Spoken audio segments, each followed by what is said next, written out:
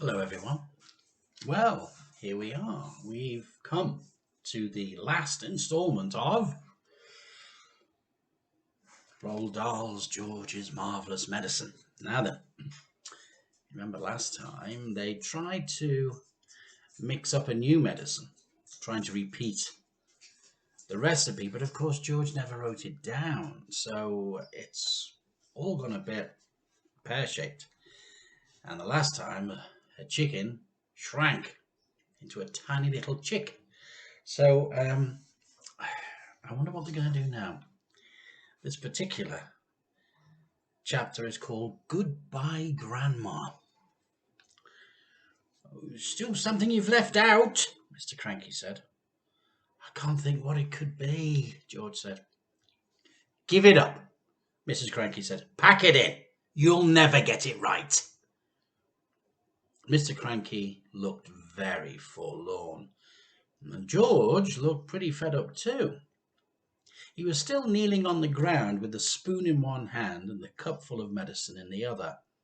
The ridiculous, tiny brown hen was walking slowly away. At that point, Grandma came striding into the yard. From her enormous height, she glared down at the three people below and she shouted, "What's going on around here? Why hasn't anyone brought me my morning cup of tea? It's bad enough having to sleep in the yard with the rats and the mice, but I'll be blowed if I'm going to starve as well. No tea, no eggs and bacon, no buttered toast." "I'm sorry, Mother," Mrs. Cranky said. "We've been terribly busy. I'll get you something right away." "Let George do it, the lazy little brute," Grandma shouted. Just then, the old woman spotted the cup in George's hand. She bent down and peered into it. And here she is.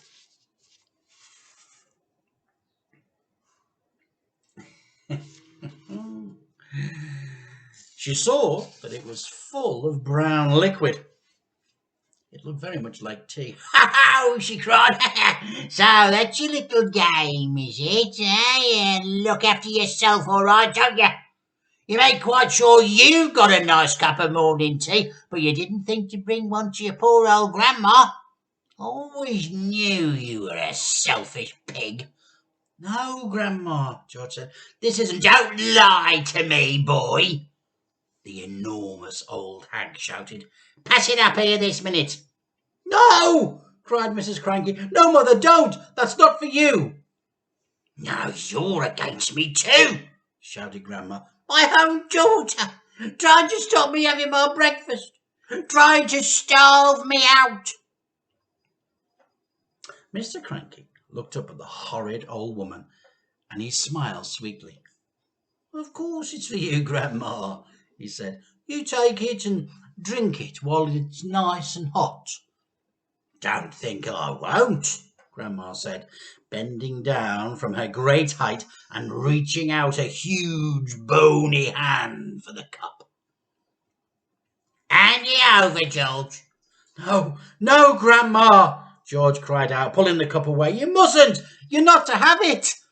"Give it to me, boy," yelled Grandma. "Don't!" cried Mrs. Cranky. "That's George's Marvellous." "Everything's George's around here," shouted Grandma.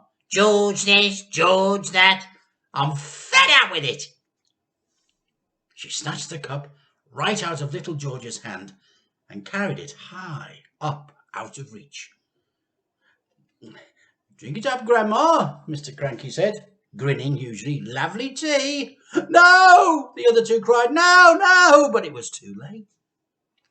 The ancient beanpole had already put the cup to her lips, and in one gulp she swallowed everything that was in it.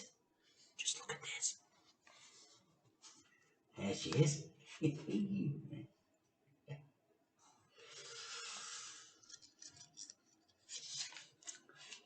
"Mother!" wailed Mrs. Cranky. "You've just drunk 50 doses of George's Marvellous Medicine #4, and look what one spoonful did to that small little brown hen." But Grandma didn't even hear her. Great clouds of steam were already pouring out of her mouth, and she was beginning to whistle. "This is going to be interesting," Mr. Cranky said, still grinning. "Now you've done it," cried Mrs. Cranky, glaring at her husband. "You've cooked the old girl's goose." "Oh, I didn't do anything," Mr. Cranky said. "Oh, yes, you did. You told her to drink it." A tremendous hissing sound was coming from above their heads. Steam was shooting out of Grandma's mouth and nose and ears and whistling as it came. "Oh, she'll feel better after she's let off a bit of steam," said Mr. Cranky. "She's going to blow up," Mrs. Cranky wailed. "Her boiler's going to burst." "Stand clear," Mr. Cranky said. George was quite alarmed. He stood up and ran back a few paces. The jets of white steam kept squirting out of the skinny old hag's head, and the whistling was so high and shrill it hurt the ears. "Call the fire brigade!" cried Mrs. Cranky. "Call the police! Man the hose pipes!" "Too late," said Mr. Cranky, looking pleased. "Grandma!" shrieked Mrs. Cranky. "Mother! Run to the drinking trough! Put your head under the water!" But even as she spoke, the whistling suddenly stopped and the steam disappeared. That was when Grandma began to get smaller.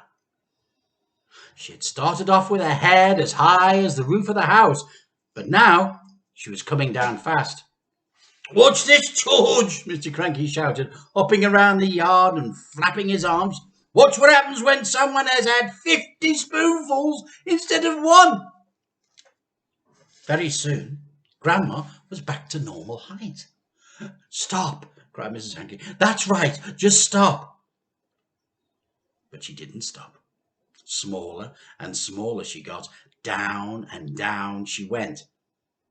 In another half minute, she was no bigger than a bottle of lemonade. "How do you feel, Mother?"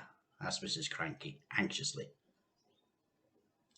Grandma's tiny face still bore the same foul and furious expression it always had. Her eyes, no bigger now than little keyholes, were blazing with anger. "How do I feel?" she yelled. "How do you think I feel? How would you feel if you'd been a glorious giant a minute ago and suddenly you're a miserable midget?" "She's still going," shouted Mr. Cranky gleefully. "She's still getting smaller." And by golly, she was. When she was no bigger than a cigarette, Mrs. Cranky made a grab for her. She held her in her hands and she cried, "How do I stop her getting smaller still?" "You can't," said Mr. Cranky. "She said 50 times the right amount." "I must stop her," Mrs. Cranky wailed. "I can hardly see her. I can hardly see her at all." "Catch hold of each end and pull," Mr. Cranky said. By then, Grandma was the size of a matchstick and was still shrinking fast.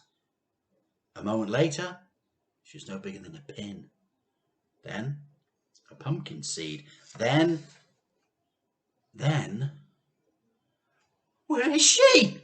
cried Mrs. Cranky. "I've lost her." "Hooray!" said Mr. Cranky. "She's gone. She's disappeared completely," said Mrs. Cranky. "Oh, that's what happens if you're grumpy and bad-tempered," said Mr. Cranky. "Great medicine of yours, George." George didn't know what to think. For a few minutes, Mrs. Cranky kept wandering around with a puzzled look on her face, saying, "Mother, where are you? Where have you gone?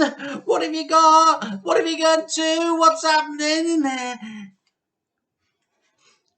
But she calmed down quickly, and by lunchtime, she was saying, "Oh, well, I suppose it's all for the best, really. She was a bit of a nuisance around the house, wasn't she?" "Yes," Mr. Cranky said, "she most certainly was."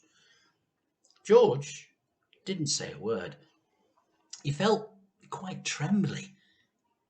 He knew something tremendous had taken place that morning. For a few brief moments, he had touched with the very tips of his fingers the edge of a magic world. Well, there we are. That was Roald Dahl's Marvellous Medicine by George. I quite enjoyed that.